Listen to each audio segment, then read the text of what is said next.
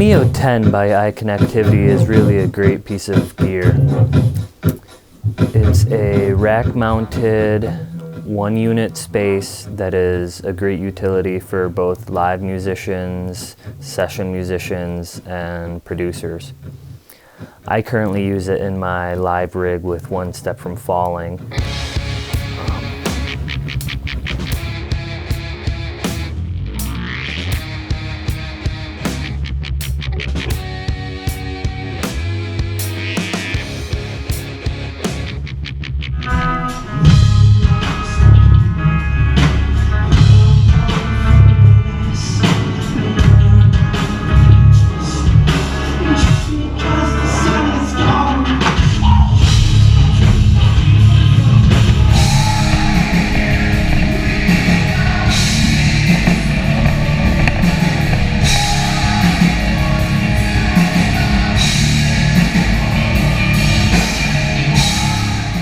I have I guess you could call it a MIDI powerhouse, and really the mio10 is the center hub for everything that I do, from onboard my rack setup to my pedal board.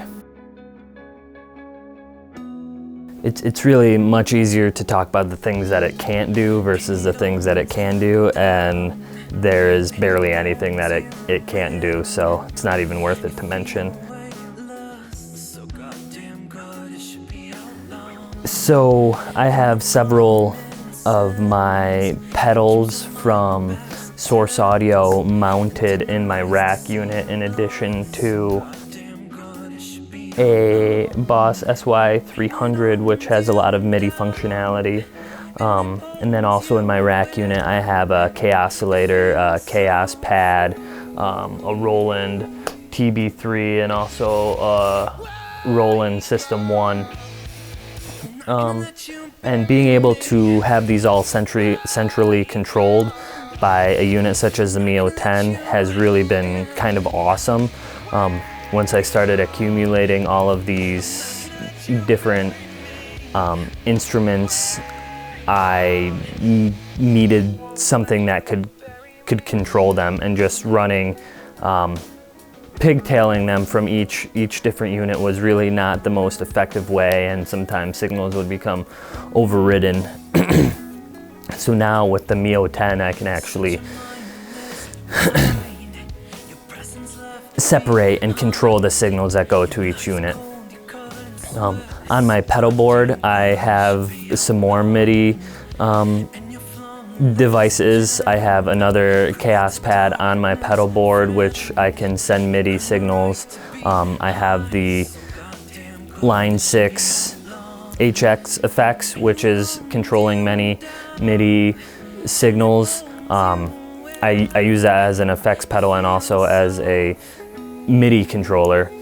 I have an iPad on my pedal board that I'm using to control a light show. And actually, thanks to the mio10, my rig has Wi-Fi. I like to joke around that I'm, on top of such a crazy rig, I'm probably the only one that has Wi-Fi in my setup, and that's all because of the mio10. And then that adds an insane level of connectivity. Another cool thing is, because of the USB MIDI control, I actually have a guitar wing that I can control via MIDI. So I have different effects on through the SY300 synth pedal from Boss that I can control, and that is just a simple wireless connectivity with the USB stick.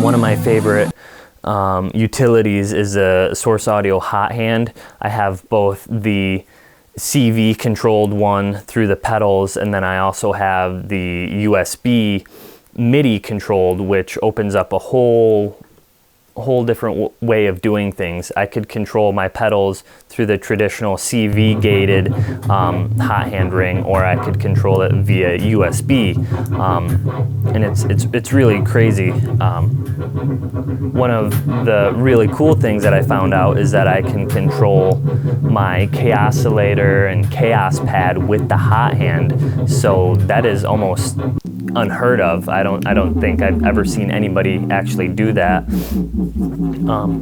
And thanks to the Wi-Fi, I can actually control my whole setup through an iPad using a program like Liine Lemur.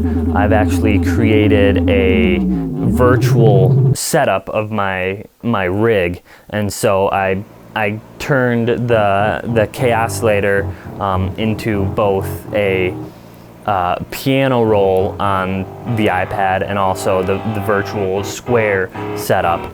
And by doing that, I can hook up as many iPads as I really want, and I can then, instead of having to control this by hand, I can control it via the iPad, or I could give it to one of my band members and they could fool around with it in real time. The connectivity is seamless, you know, very little lag, if any.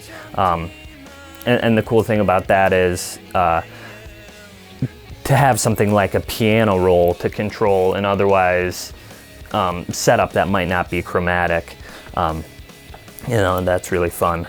Talking a little bit more about the Wi-Fi, I have an iPad light program where I can actually control all the lights through the iPad, and I can arrange them, and I have that set up where they're cued from MIDI, so my pedal board, when I'm naturally cueing different effects in the set and I hit the MIDI control via the HX effects, I actually have that controlling the different lights too, and that is MIDI via a cable on the pedal board, but then also is connecting to the Wi-Fi setup, which I then have a ArtNet DMX cable in the back of the rig here, which goes out to the lights, and I can control the lights that way. And that's been really cool thing to be able to use and kind of automate with the MIDI and the Wi-Fi, which I would have never had Wi-Fi on my rig hadn't it been for the mio10. Another great thing about the mio10 and iConnectivity is the software that's available. They have two different versions of the software that are very easy and intuitive to use in the programming. There are 10 ins and outs of your traditional 5-pin MIDI on the mio10, which you can set up to do whatever you want, almost anything imaginable. Pretty much the only thing that it can't do is event changes.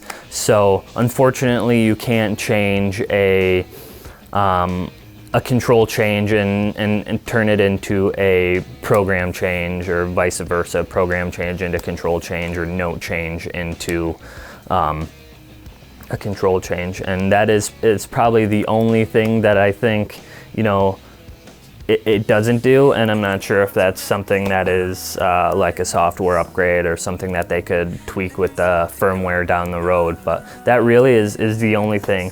Otherwise, you can control where, say you have it plugged into input 1, you can control where that signal goes to the other outputs.